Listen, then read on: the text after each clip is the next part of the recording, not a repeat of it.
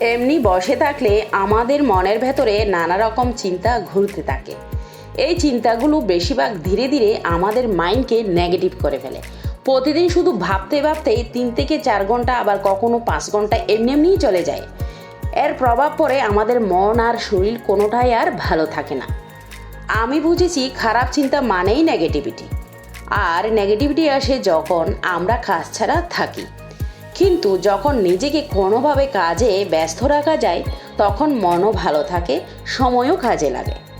Forever living product aloe vera of America এর সাথে যুক্ত হয়ে আমি শিখেছি কিভাবে নিজের সময়কে কাজে লাগাতে হয়, নিজেকে পজিটিভ কীভাবে রাখতে হয়, আর প্রতিদিন কিছু না কিছু নতুন শিখতে হয়।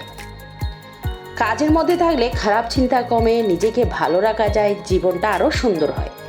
যারা নিজের সময়কে মূল্য দিতে চান এবং পজিটিভভাবে এগোতে চান তারা চাইলে আমার সাথে মেসেঞ্জারে যোগাযোগ করতে পারেন।